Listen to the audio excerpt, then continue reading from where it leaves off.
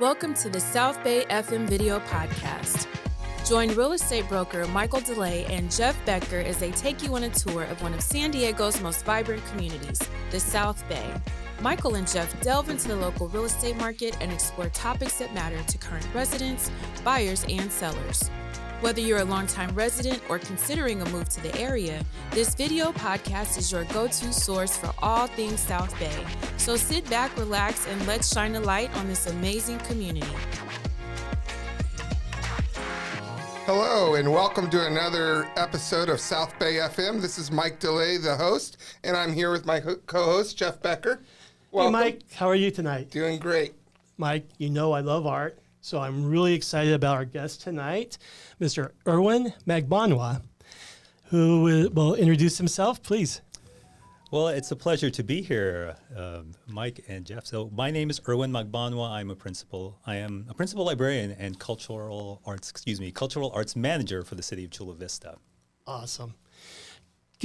So primarily tonight, we're so excited to help promote the first annual Chula Vista Arts Festival coming up at the end of this month. Yes. So we'll spend a lot of time talking about that. But before we do, give us a little bit about your background and your interest in arts, and please.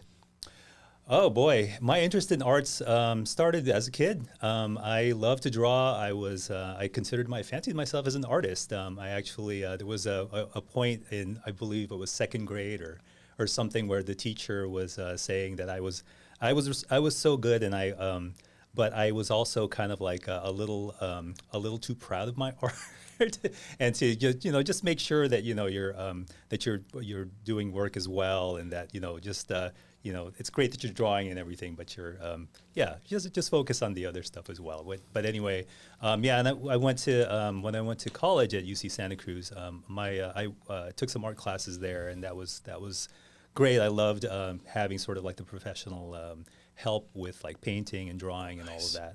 And then I wanted to major in art history, but that ended up being a minor. Okay. So I have an art history background. Fast forward to What was your major in, out of curiosity? Oh, anthropology. So Anthropology, it was I nearly made it a double major with art history. I just needed a few more courses, but I was done with college. I'm sorry, that was I Totally I could not understand. do anymore. I'm done. So fast forward, to when I wanted to be a professor originally.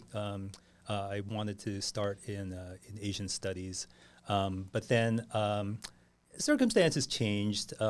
My view on life changed a little bit, and I happened to be working part-time at a public library, for San Diego Public Library, and then I realized I really enjoyed the work. Was that prior to the new build, the big one, or was that? Yeah, prior to. Okay. So this was, I was at the different branches at San Diego Public. So there's 36 branches. So I worked at the different branches. And then, I really liked the work. I thought I was really helping the community, helping people. And it was, super rewarding. I loved it. And I eventually got my degree in my master's in library science. And then I went into full professional librarian mode in 2007. I was a branch manager for a few years, and then there was an opportunity when the new library was built. The new central library downtown was built in 2013.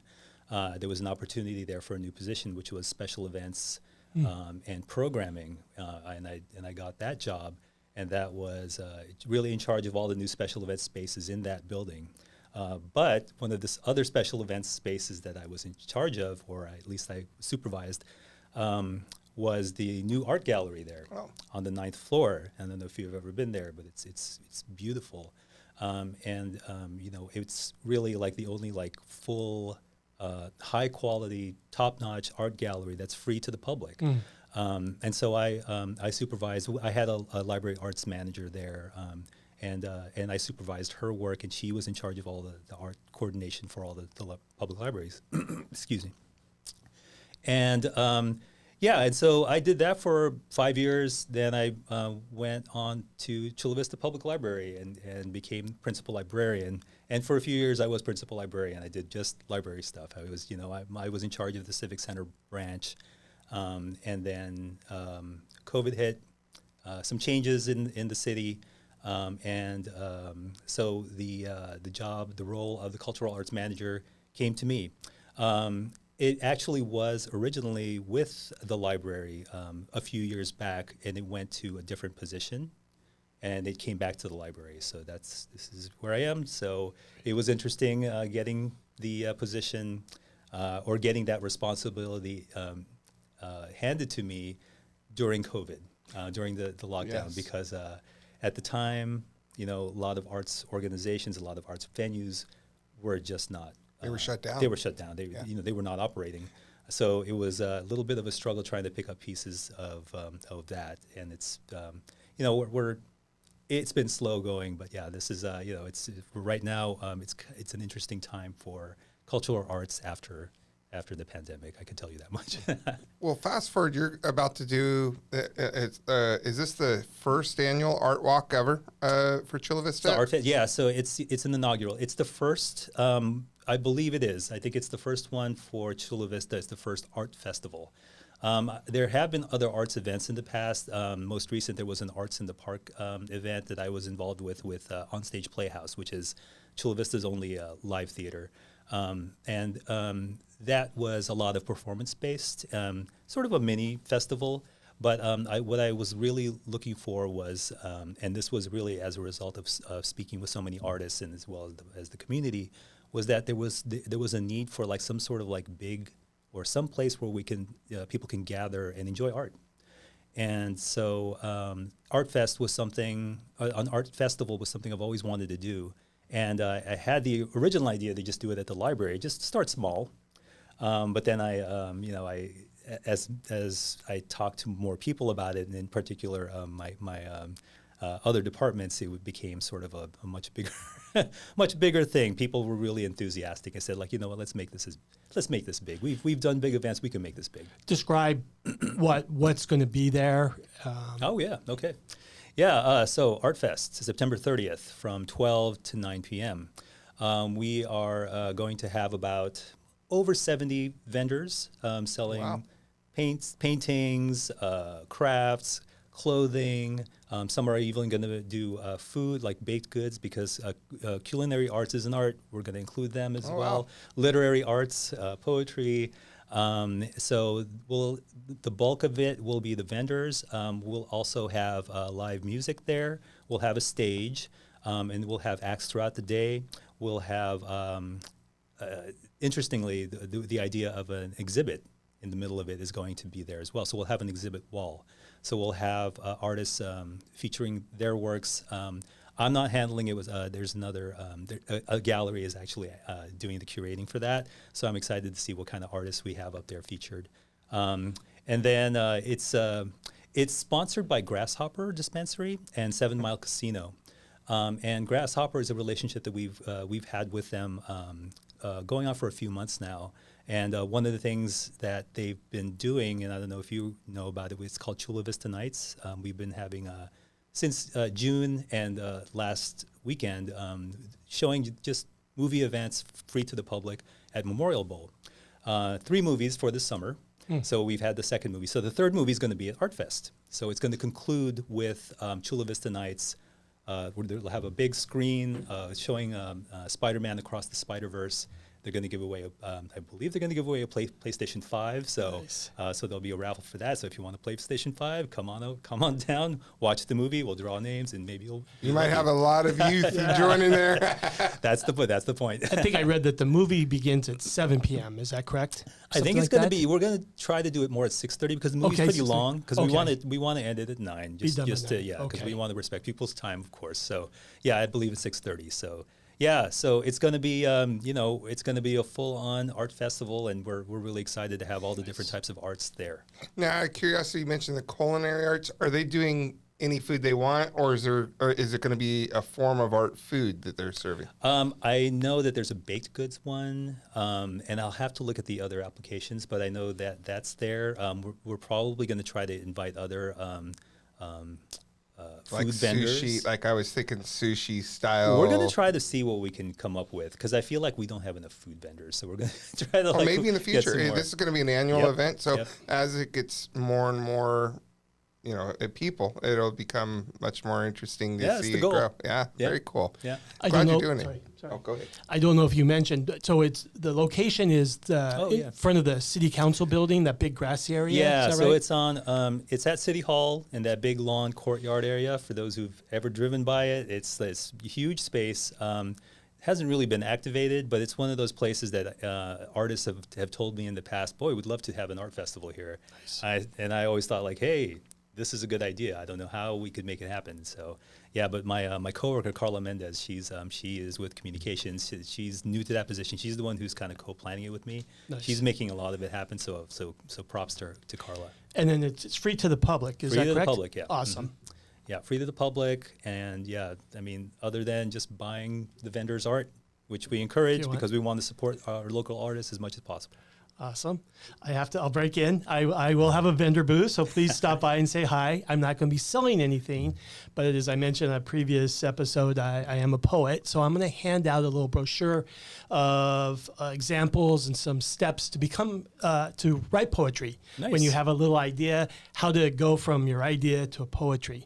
As I think poetry is wonderful, just writing it can produce joy, and it's also, I think, has a real healing power if you're going through tough times, writing down your thoughts and emotions. So anybody who wants to come talk, please stop by, and I'll be happy to talk with you. That's great. I mean, I feel like the literary arts is like it often doesn't get included with the other arts because it's like there's like divisions, like I think with arts. But it does the same thing, especially poetry. If you can't draw, maybe you can say, and vice versa. If you're not good with words, maybe you're good with images. So it's like, but the same effect, right? Yes. It's a way to express yourself, right? Mm-hmm. Everybody has different talents. Speaking of, is music going to be there as well? Yeah. So we'll have music. Okay. We're still coming up with a list of them, but we have a couple of exciting local bands there, and we'll be announcing the band soon. So yeah, that'll be fun. Yeah. Back in the days when I was much younger, we used to do the Music Fest every year, which used to be huge in San Diego. And, right, yeah. And so that was, when you were saying all that and you were talking about the different parts of art, I was like, well, technically that was an art festival in a different way. So, yeah. Yeah. I mean, if we had more time, and I know other art festivals sometimes go into 2 days. Yeah. This is the one day. If we had more time, I wish we would be able to include more of the performing arts. But we don't have. We'll see what we can do. We never know. Like with this event, we may be able to like squeeze some people in, but we'll see.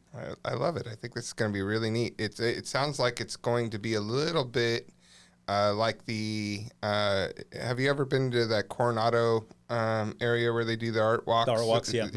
In the park. Yeah. It sounds like it's going to be like a longer structure in front of the city hall, but have much of the same type. Is that? Yeah, fair? that's basically what we're going for. I mean, that the art walk kind of feel, but I think for us, we really want it to be as grassroots as possible. I mean, we really want local South Bay artists to really represent there. Not to say that other San Diegans can't participate, and we do have other.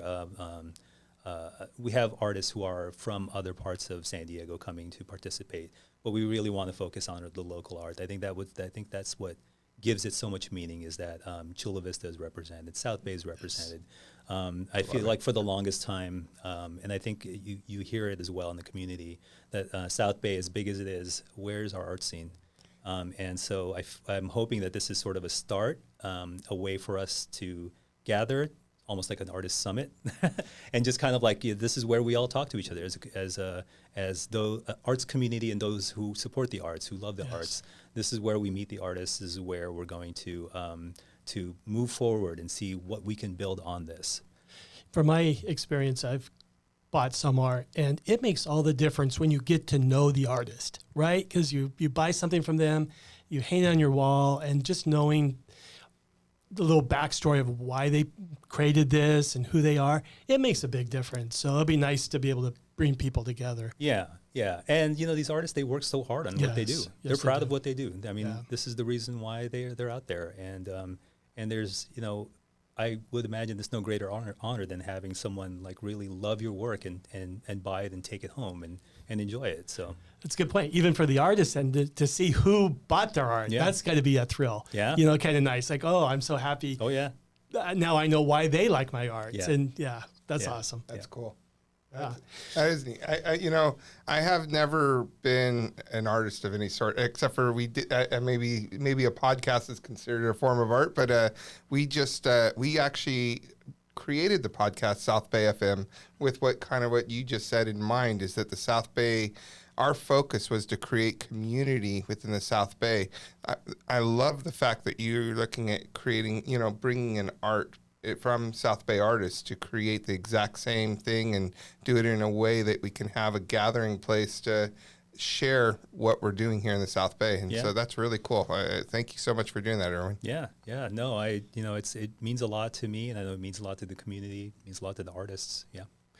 Do you have plans for future events? Maybe not big art exhibits, but other cultural arts events coming? So actually, we do have a few things coming up of some significance. The first one I can mention right now is and I don't know if you've heard about it. It's the Casa Casillas project. There's on Fourth Avenue in Chula Vista. There's the old YMC building on Fourth, like right up above Eucalyptus Park. Okay. That was my first job. Oh, is that right? Right there. Is that right? Yep. Well, guess what? That's becoming an art center. So wow. yeah. So if Very you drive cool. by it right now, there's going to be construction happening. It's probably happening right now. It's getting renovated. It's With gonna the become whole an art park, center. right? Isn't that whole park being renovated as well? The whole park is being renovated. That's a separate project, but it's nice that it's kind of like At the same happening time. at the same time. But yes, that building itself is going to be a studio / programming / art gallery space. Wow. It's small, Nice. but it's really, I think it's very functional. Nice. And we're going to do some really great work with it. We're going to try to put in some artists in residence. Those artists in residence are going to, provide programming, teach classes, have a gallery. I mean, and it's all going to be free to the public. It's one. I think this will be the first, I believe, in Chula Vista, the first dedicated art space. That's Nice. wonderful. From the city. So we're really excited about that. That's coming online. I'm not really sure, probably within the next year or two. The other thing that that's going to come online pretty quickly is the new Millennial Library. So that library is also it's a partnership with San Diego State University, and it's going to be a cinematic arts library. So there's a focus on cinematic arts. So there's going to be the university's cinematic arts program there. With classes, et cetera, but the library is also going to support that primarily through its facility. We are going to have an auditorium, a really nice auditorium, and that's really exciting, and then we can do a lot with that. And although we do have an auditorium right now at the Civic Center Library, Right. it's smaller, it works, but this one is going to be a big one, and we will have it That's free good. for That's so it's nice to have that kind of facility coming up online soon, and we're really excited about that. It's a lot, it's coming up fast, so we're kind of like. When will groundbreaking be for that? Actually, you'll hear about it pretty soon, sometime next month. There's going to be a groundbreaking. Yeah, That's so exciting. In very September? exciting. So in September? Wow. Yeah. So yeah, really exciting. So we're in Millennia. I don't know if you kind of know where the McDonald's and the that World Market Cost Plus, but Yes. it's kind of like in there. Yeah. Just to the Over there. south of the Yeah. Otay Ranch Town Center. Yeah, exactly. Yeah. So we're moving our third. That was our old library, Otay Ranch Town Center. So we're transferring all of that over. Oh to yeah, the you had library. you had a little library in the mall right there in the Yeah. food court, Yeah. basically. Yeah. So we're getting our staff ready to get to Oh wow. move on over soon. So yeah. Very cool. So there's that project, and the one thing that actually just came online that's pretty exciting is our it's called our sound station.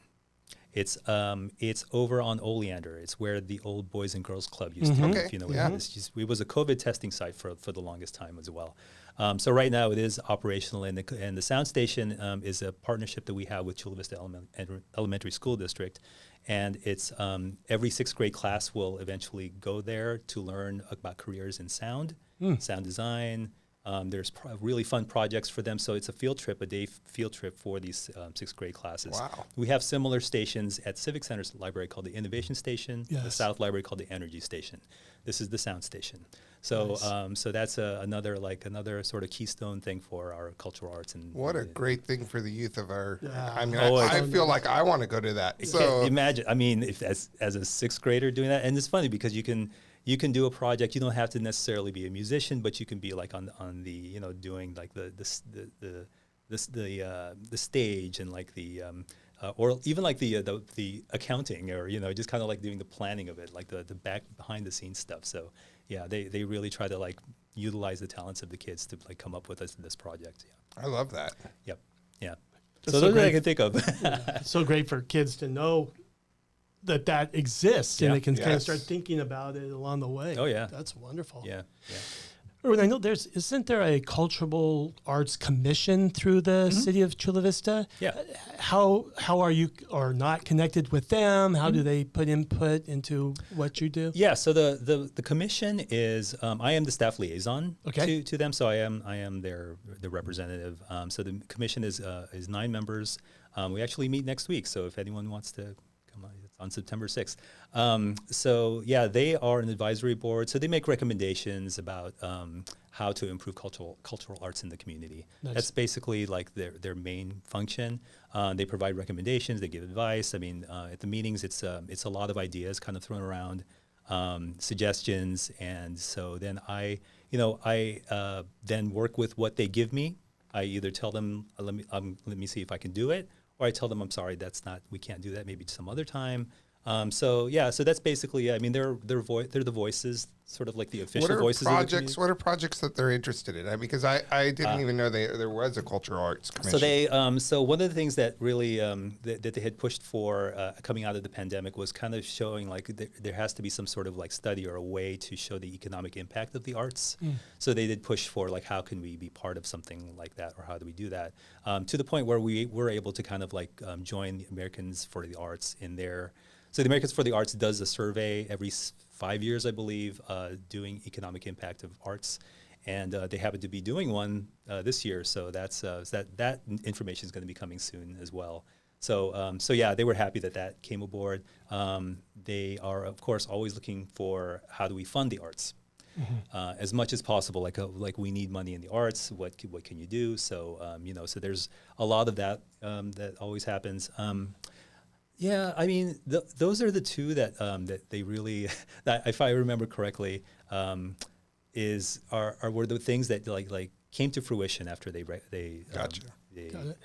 And they are always looking for ways to connect all the different artists and come up with some sort of list of all the different artists in Chula Vista, so that we know that they're out there. So that's one of the things that they've also. They are hoping for. Well, this art walk sounds like it could incorporate so much of that. Exactly. Yes. So it's something I think that as far as like our wish list of the arts, this is something that can answer a lot of it. It seems like Chula Vista could use its grounds, like what you were just talking about. When I was growing up, there was this wonderful thing that every year, actually as fall started to hit, you'd have Bonita Fest every year. And Bonita Fest, it still exists, but it's not what it was. And it used to be the entire East Street was basically blocked off, and you'd have vendors and you'd have food, and people would pick their little fall items or Christmas items, and you just walk around, buy T-shirts, and it was just a fun. I was in high school, so it was just fun seeing people and hanging out, and of course what it reminds me of where this also kind of tends to go in is you could bring in different parts of like the bands we used to have a music machine. It was the big thing at Bonita High School.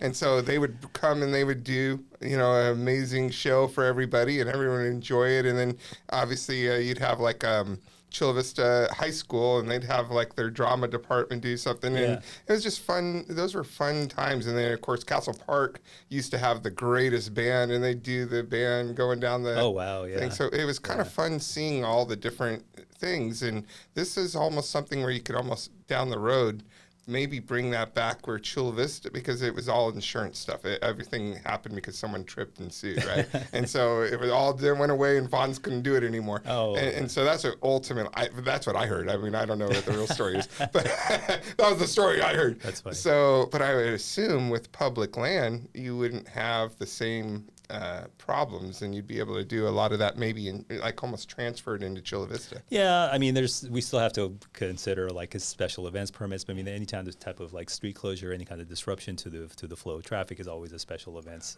permit. So, but yeah, I mean, that's the nice thing about working with other city departments is that we know each other, so we know how to kind of like more efficiently kind of run things. So yeah. Gotcha. Yeah. What about the possibility of doing some murals?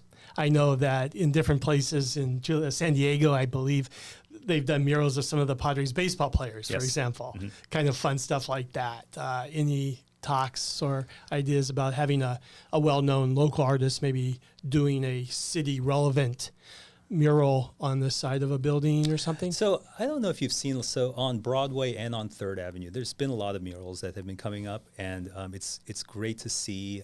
Actually, quite a few of them were funded by the Create Chula Vista Arts Grant that I had administered Nice. the past year. So that grant came from the American Rescue Plan Act. We had $400,000 to give out. And I apologize. I know about the Machado. Yeah, yeah. But other than that, what else is there? Oh, you'll see. If you go down, you'll see there's a work from Michelle Guerrero behind Grindhouse. She also did one on Border Leather on Broadway. She also did one for Firestone. There is another one on gosh, what was it? Firestone closer to like Hay right there? I think so. I know Okay. there's a few Firestones. There- Right? There's a couple of okay. them at least. So, yeah. But we've had a few murals, and then the new Lime and the Coconut restaurant. Oh, that's that a was- cool place. Yeah, Yeah. yeah. So that was Kyle Garrity. She was my she was the muralist. So the Nice. grant we were able to give out $400,000 in less than a year, which showed to us like how the demand and the need for art is, and how artists. I Wow. mean, we spent that thing like just like that. Oh, It was super just quick. it was. You sound like it the was crazy. Southwestern Foundation. We had them on a little while back, and they've just been doing the same type of thing. The Oh, money really? just goes quick. It and just goes quick. Yeah, it's needed. So yeah, so a lot of it, I would say like half of, or more than half of the grants of the 40 or so grants that we granted out, more than half were murals. Wow. And murals around, and there was even a mural on on someone's residence. Nice. But it was public facing, so it qualified. So yeah. But was that right on L Street? Yes. Is that the one you're talking about? Yes. Okay, I was wondering why that even went up. I was like, what is that? So that was. Yep. Gotcha. Yeah, Okay. yeah, and there's one. There's a fun one on Labella's. If you go down, I'll there's have to like a look. pizza wings and stuff like that. Yeah, there's a fun one there. Very cool. Is there one place on the web that people could go find out more about the arts festival, or maybe see pictures of the murals, etc.? Yeah, if you go to the library's webpage and look for the cultural arts link at the bottom, you can go straight. You'll see the City of CDF. Chula Vista /library. It's something? well, it's Chula Vista. If you go chulavistalibrary.com. Okay. I think it's www. You have to put the www Yeah. in front on this one. I actually put the link right on the webpage, so you can go straight into the Chula Vista Art Fest. Okay. Yeah, people can click on that to get more updates. Right now, it's pretty general, but as we get closer to the event, then we'll have a lot more. It lists all the sponsors as well as the endorsers. We have some pretty big name endorsers for it as well. So I know you're getting ready to tie yourselves into San Diego State with a really cool, obviously with what we were just talking about with the Millennial Library. Do you guys do anything specific with Southwestern and the connections there? oh gosh, Their new performing arts. the new performing yes. arts, yeah. So Yeah. I am actually I'm trying to I'm going to work with Dee McGregor over there, and she's the one in charge of all the performing arts stuff over there. So so yeah, I have visited that location.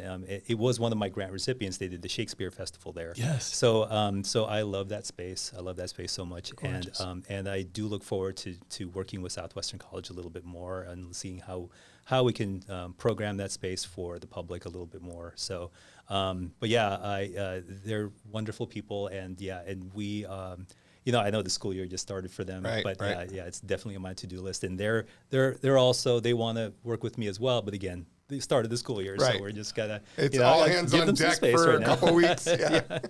Yeah. Yeah, but I do look forward to working with Southwestern College, definitely, especially at the new library as well, because I think they do have they are part of it as well with that whole Nice. that situation there. Come back to the library for a second. So one of our early episodes was with Catherine Jessic, who was a teacher and retired and wrote a book. And it was wonderful, Buck Up, which you can buy on Amazon, by the way. And wondering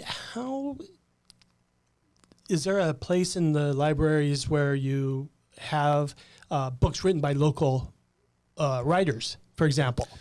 We do not, I mean, other than the ones local writers so we have our collection development policy. So whenever we select a book, it has to go through a certain process. It has to be professionally reviewed. Okay. It has to, so there's a lot of that. We'll make one or two exceptions for local authors, but we don't have a local author section. However, I do have something online. It's called BiblioBoard. We do have a service where, and that's something I was looking into because there's a component with it. BiblioBoard is basically like a virtual gallery. You can do like multimedia types of stuff on it. One of the components is you can publish your own ebook. So for those who want to do self-publishing, that's a component that we can look into, and they can upload it, and people can then borrow it through BiblioBoard, and they can read it through that. Wow. Very cool. So that's something I'm still looking at. Haven't fully explored all the options. It's a pretty strong product. Right now, I just have virtual galleries of all the different galleries that we've had.